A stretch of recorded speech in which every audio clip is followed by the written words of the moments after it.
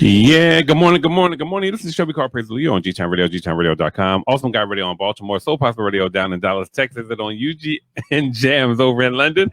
I am the one and only Brother D, and she is the beautiful Sister A.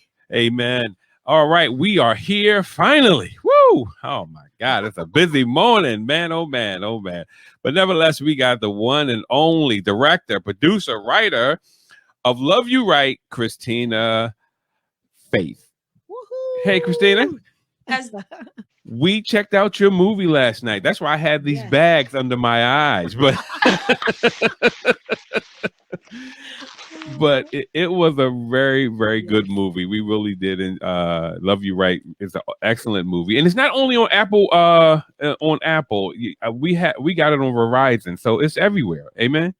Yeah, it's everywhere. Yeah. I was scrolling. I said, "Wait, there it is." It was on my Verizon. So I was like, "All right, let's go." And I got it, and we got it. You can rent it for $5. You can buy it for 10. Amen. Yeah. And that's what makes it so awesome. But tell us a little bit about yourself. Yeah. Well, I'm a writer, director, producer. I'm from New Jersey, but I live in Philadelphia. I've been here for about 10 years or more now. And so I started with nothing, in a sense. Like, I went to Rutgers University for my BA in criminal justice and African studies, and I minored in English criminology. I thought I was in law school.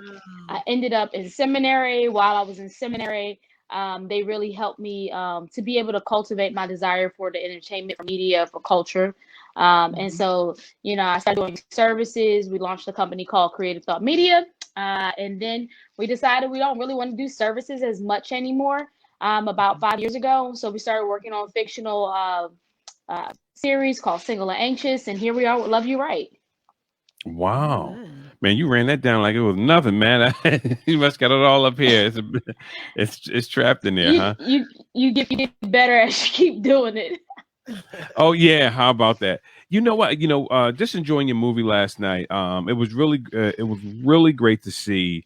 Young people. I love how you had three things going on one time. His past friends from the city. Then he's dealing with being he's coming to the end of his career. Like, while he feel like he's coming to the end of his career, as well as he's having a relationship with the young lady, his manager.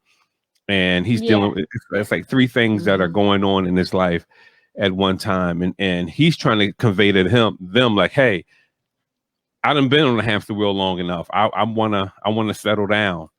But they are like, hey, you're a money machine. And how he's a Christian, you have, Christian foundations. And he's saying, hey, look, I know God is more than enough, so I just want to, bow out of this and keep it moving. But how did you come up with that story? So originally it was a story about a R&B singer who chooses celibacy, and it just didn't work. There was no way. Not that it couldn't work, but it wasn't the type of movie we wanted to make. Amen. I got you. Yeah, we wanted to figure out, like, what would it really look like for an R&B singer to change his life, right? And oftentimes when people change their life, we kind of focus on the sexual portion of it as opposed to the inner portion. And so we really wanted to, like, kill this character in the sense of have him go through all kinds of drama, so that you can see, like, the choices that he makes and why he's making them. I looked and, I saw that all my favorite movies were musicals. So it was like, it's only right to add music to it. And my mother, after watching my series all the time, she was like, you need to add some music into this. We need, like, Empire or a Star or something. And so it was always a desire of mine to add it in. And so me and Marquise, we got together and we really wanted to figure out, like, how do you tell a story that is culturally relevant to the time, but also feels nostalgic? And so that's kind of like where we came from. Yeah, it was so good. I love the scene when the when he goes in. Well, I know I want to tell the whole movie, but I know, right? But anyway, it was a nice fighting scene, and I loved it. I loved. Oh yeah, that was fun to do. My husband said I'm yelling. No, but you know what? I feel the same way about Sister A. She's a school teacher, and sometimes I feel like y'all yelling. Yeah, but Projecting. I teach Yes, as well, that's so what it's we're probably doing. just that I teach. Yes. are you pulling We're a Nikki projecting. Parker? Huh? Everything you can tell them stage actors. They project so much. Stage actors, they always exclaiming. But no, but it was really it was really great. I love the fact that you held true to your love story and how we seen his childhood friend that that's what his real love was to me. You know what I mean? And you showed Yeah. that which was really great. I kind of wish that Eddie Murphy had done it and coming to America too, but I'll leave that alone. But Oh, don't give it away. I haven't seen it yet. I'm sorry. Twitter. Oh God. Hey, look, hey, no, well, we got to see it. It's black cinema. You know what I mean? We have to check it out. But no, but I think that was beautiful. Where did you find? I don't care. We're gonna watch it anyway. Oh yeah, exactly. That's how we are. I'll buy it. But I'm gonna lay the hammer. Listen, be honest. You should be honest. Just don't give it away on the first weekend. Oh yeah. Oh no, not at all. Not at all. Hashtag too late. But we're coming to America. He already did it. I was swinging this morning. But you know what though?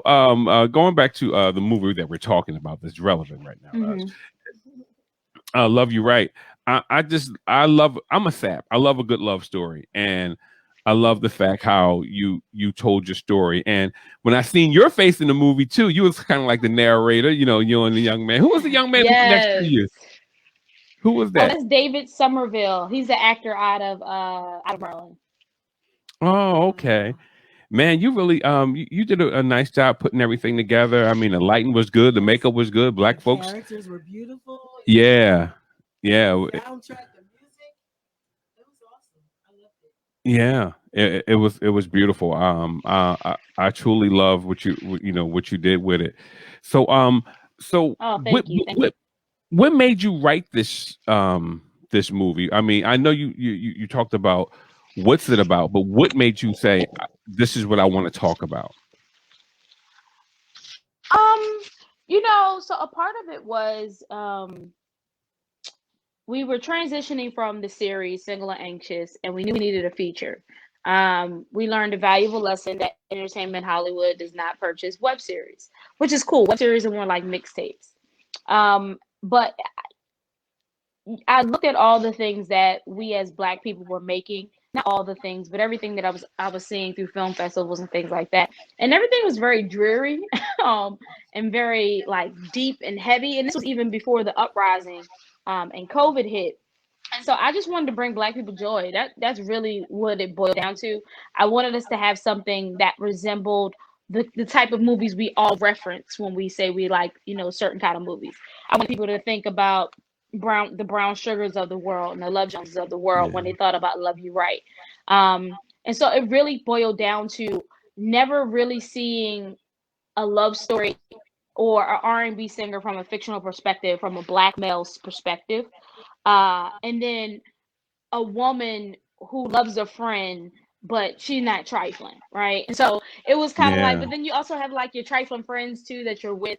And so I really wanted to tell a story. Me and Marquise wanted to tell a story that could kind of like bring us in a place of drama, of entertainment, but also of love and joy at the same time. Okay, so the lead actor, he was like a co-writer with you on this, or did you write the whole?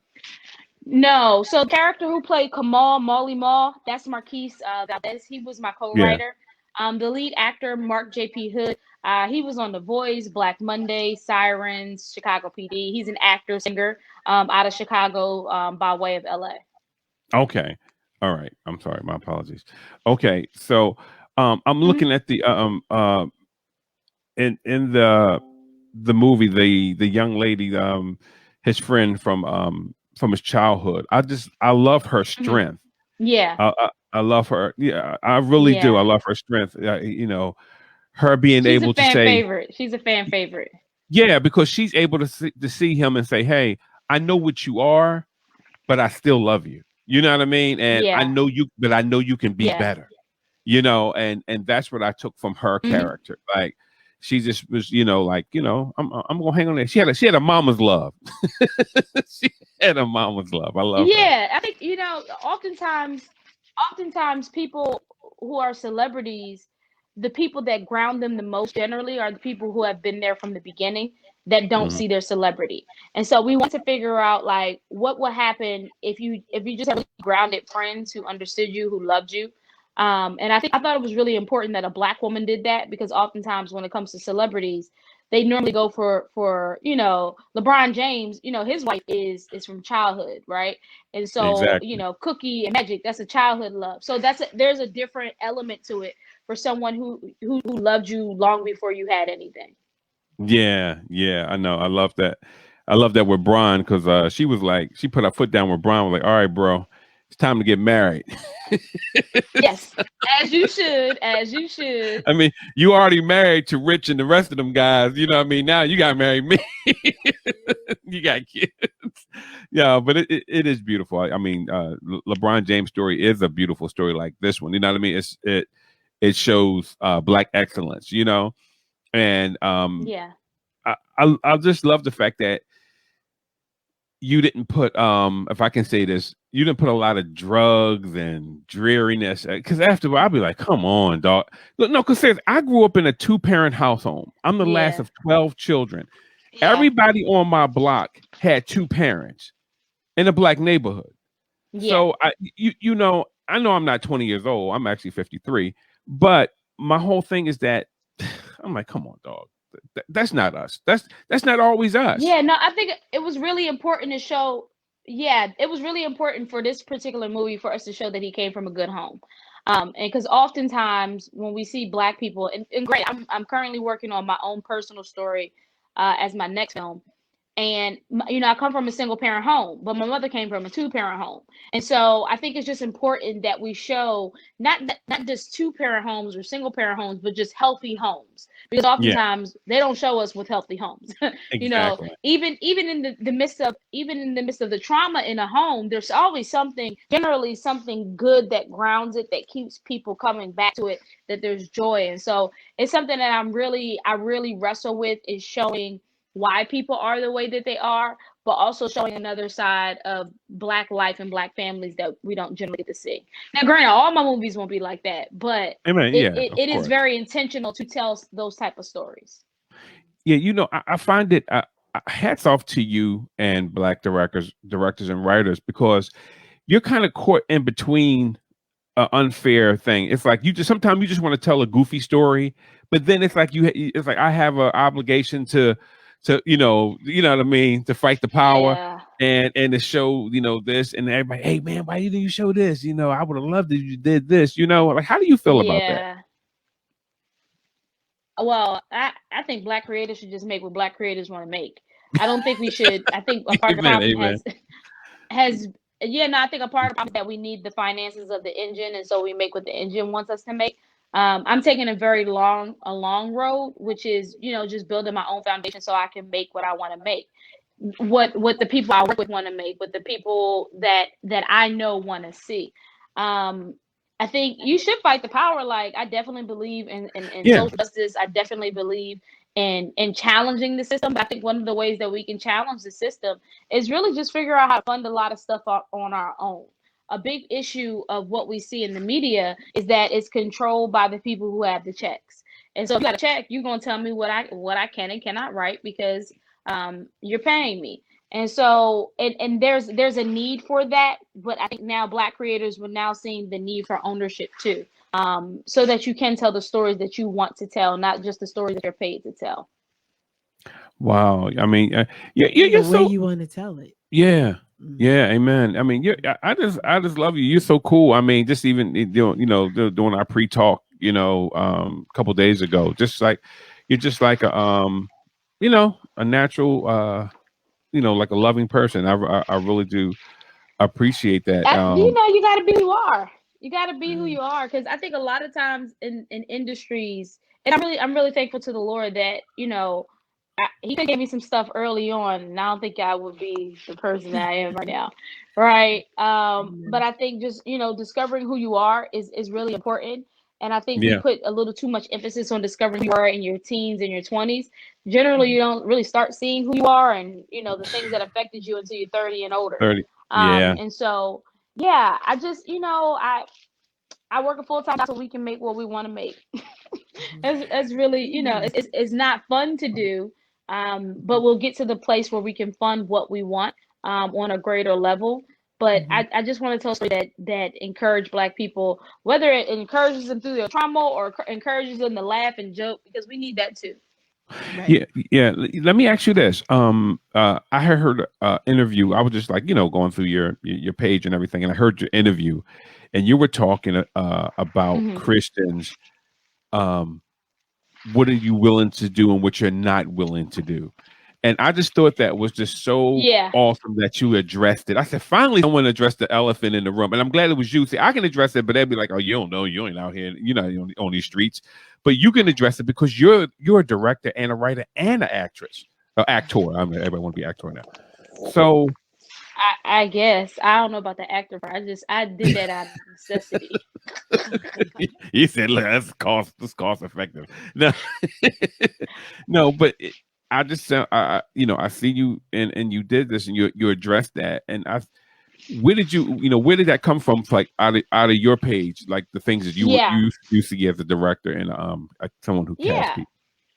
I think so. I think we Christians in the entertainment industry, we often come into it with the world versus holiness concept, right? Mm-hmm.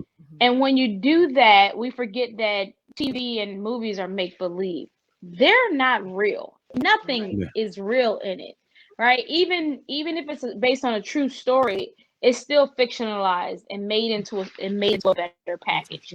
I had to really figure out, why am I not doing certain things? Why do I want to do certain things? Mm-hmm. Do I want to cater only to Christians, or do I want to be able to figure out how to just tell good stories? At first, I didn't believe in kissing on screen. I was like, I waited till marriage to kiss my husband, which was a good choice for us. But it's almost like you trying to make something and it doesn't look good. And so in that moment, after that, I started having conversations with actors about what they're comfortable doing and what they're not comfortable doing. Some shows, if you sign into a show, you have to agree to do full nudity sex simulation. Yeah. Like that's a part of your agreement for certain shows. But I find personally that most actors don't want to do that. And so my thing is, how can I create a scene where it looks like it, but it's not full frontal, we just covering our little areas. But it really is dependent on what people feel comfortable doing. And what I tell actors, if you feel conviction about it, don't do it. Like, if you I can't, Kurt, if you on your Kirk Cameron, I can't kiss anybody but my wife because I got some issues inside me that are not good for me, then you should not do it. But then we also shouldn't judge people who do it. Certain actors make choices to do it. And well, you're married. Well, if they don't have a problem and then they're not crossing a barrier and they're not taking that home in their minds and in their hearts, then they've learned how to be a great actor. And a good actor is able to separate themselves from the character, which is a crazy thing to do because they're living other lives in a sense, being bipolar in a sense sometimes, right? And so it is like you cut. Okay, now I'm my regular self, right? And so that can be hard depending on what character you're in. If you're in a darker character, it's hard to snap out of reality a little bit more. So you got to pull out your. No, go ahead. I'm sorry. Huh? No, go ahead. I'm sorry. No. I would just say. I was gonna say, specifically Christians, we just have to figure out what God has made acceptable for us, right? And that is different per person, right? I often take the XXX church concept, right? Those guys go into porn conventions and they evangelize. They go into strip clubs and evangelize. That ain't for everybody. If you don't have that anointing, don't do it. And so it's the same thing with acting and with music. Warren Baby Dub, he can go work with people from all kinds of walks of life, He right? can. And not be affected by it. Everybody can't go into the studio with folks drinking and smoking and not drinking smoke. That's the thing that convicts them. And so, yeah, I think it's just important that Christians really, we figure out why we don't do what we do, as opposed to just not doing it because culturally and Christendom it's acceptable or unacceptable. Amen. Yeah, I was going to mention, like, that's just you have to pull out your Queen Esther. You know what I mean? And because, you know, she was being prepared just to go in like, all right, look, this had nothing to do with aesthetics. You know what I mean? He is what he is, but I have a mission on board to get something accomplished. And this is what it is, you know, and there you go. But no, but I just I you know, I just really I love your perspective. I love how you handle yourself. I mean, we got to write you back in because you guys. I would love because we also had on the young lady from news from 17 Morning News. I forgot her name. Jennifer Lewis. Yeah, Jennifer Lewis Hall. Oh, the black girl. Yeah, the black one, right? Right. Up on TikTok and stuff. Oh man, she's great. Yeah, she's great. And we had a couple of them on, and just to tell people how to get into these businesses, like you know, how to become a newscaster. We had someone else come on how to be a nurse, because we need to know the steps. Sometimes we don't know how the steps to take, or you know, or maybe a landmine opposed to a smoother path for us. You know what I mean? But you know, God can lead us, but nevertheless, they still should know some background. So we would love to invite you back, you know, to talk about that. Amen. But yeah, definitely. I'm available whenever you guys need me. Amen. That's good to hear until you call you, right? No, but black phone. Who is this on my phone? No, you know I answer the phone. Who is it, Charlie Murphy? I hear you say. I actually, Brother D, I need to save your number because you called me and I was like, "What number is this?" Oh, and then I remember my the voice. I was God! Like, okay. Oh, that's this Negro who he don't stop talking. He just keep talking. Oh man, I almost held you up from a meeting when we was talking. But no, it's all good. Hey, but love you, right? But I enjoy your conversation. Yeah. Man, there you go. Make me feel good. Can you tell my wife this? Will you tell us this day? Tell her. Go ahead and tell her right now. No. Nah, I can't tell her. I don't know how you tell her. Hey, look, this is 27 years of black love, girl. I'm gonna tell you something. This is where it is. You know, but you gotta get that in. Amen. Hey, but look, we thank you so much for coming on because we about to. Hey, it's 12 o'clock. We about to go off air. But anyway, look.